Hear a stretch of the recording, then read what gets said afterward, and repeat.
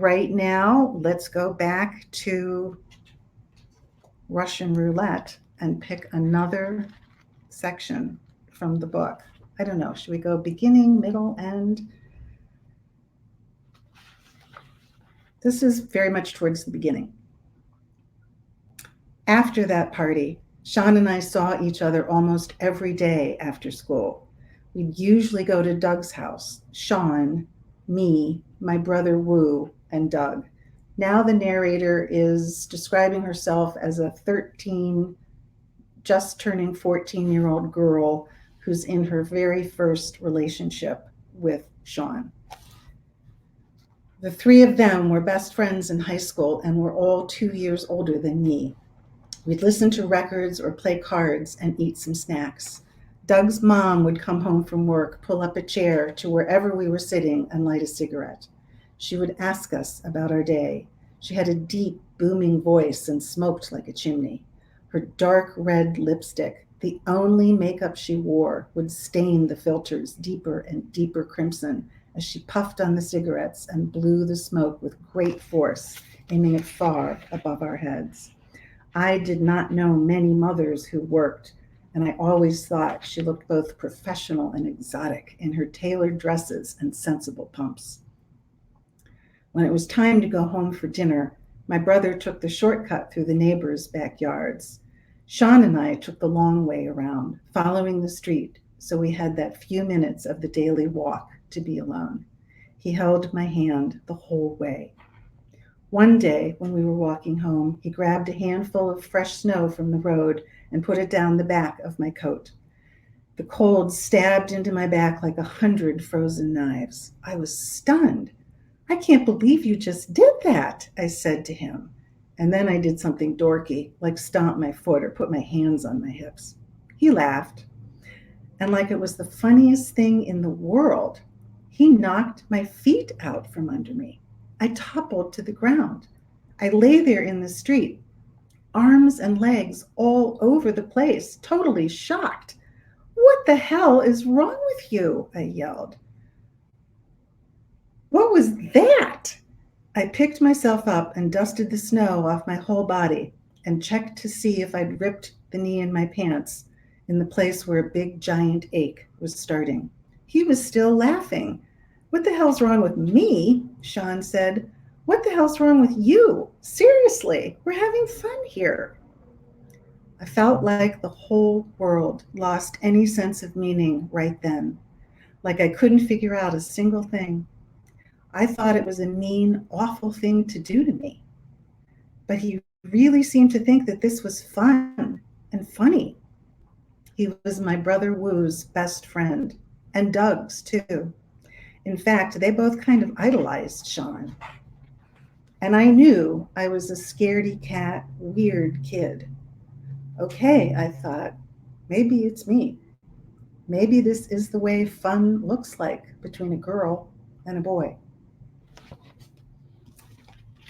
A lot of people, a lot of the early reviews have mentioned really appreciating the picture of that relationship, a first relationship with a young girl who's just starting out and really doesn't know what it's supposed to be like and has a lot of ideas about the way she thinks she's supposed to feel and is convinced that there's something wrong with her. That's sort of a sub theme in the book. Um, Let me pick another section that was sort of towards the front. So let's go.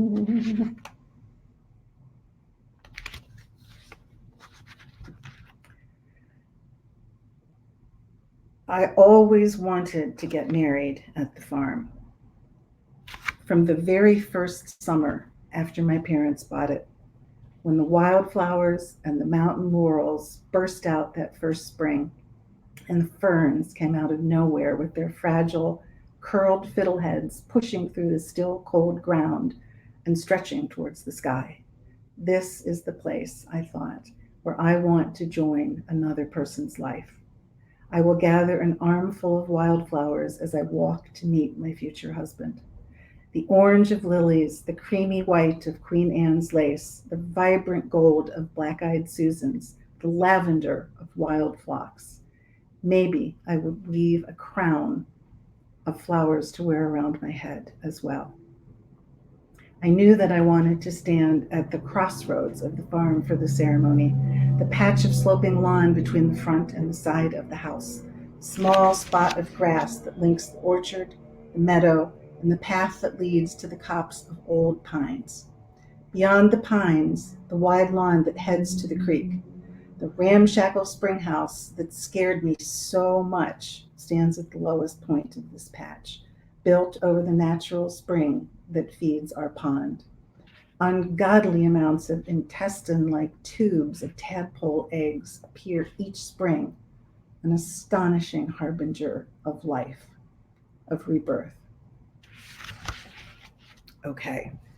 If anybody has a particular section that doesn't, those of you who have read it, who has a particular section that would be readable, put in a request.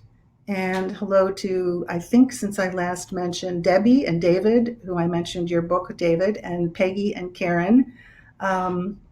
Welcome. Thanks for joining us. We are going to have, as advertised, a giveaway. And one of them is a trivia giveaway. So everybody who's listening right now has a chance. The other is going to be a randomly generated from my mailing list. So there will be one winner who's randomly generated from my mailing list, one a trivia question that's coming right up. If you aren't already on my mailing list, please do go onto my website. You're loving these signs, aren't you? At bmonierauthor.com. I'm sorry, what is my website? BarbaraMonierAuthor.com is my website. Go on it anytime. I won't be doing the drawing until tomorrow, so don't hurry. But do put your name on my mailing list, and you will be able to be eligible for one of the giveaways. And the other one is a trivia question that in one chapter, the main character Maisie makes reference to a movie which includes, let me make sure I get this right, a handbook for the recently deceased. Who's watching right now knows what movie that appeared, the handbook for the recently deceased? Somebody has got to get this one because I don't have a backup trivia question. So I'm going to have to start giving hints. Handbook for the recently deceased. No one? No one? All right, sign up for the mailing list. For those of you who joined more recent, yes! Taylor J. Hales. No relation to my son of that same name. It is Beetlejuice. The handbook for the recently deceased does appear in the movie Beetlejuice. Janice Post, Michelle Cardoso. Apparently, all my family does is sit around and watch movies and memorize trivia about it. Congratulations to Taylor, who will not have to buy his mother's own book. Anybody have a passage? I think I'll do one more reading. If anybody has a particular passage or a particular part of the book, if you'd like to hear more about the relationship with Sean, if you'd like to hear more about the farm, a huge part of this book is description and love of the natural world. If you want to hear a little bit about the friendship between the elderly Lula and the young woman Maisie. Otherwise, I'm going to flip through the book and pick at random.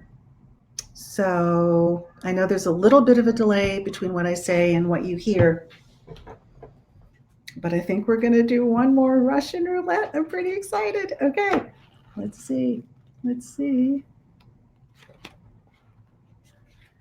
Okay, I couldn't do that one because that was a big spoiler.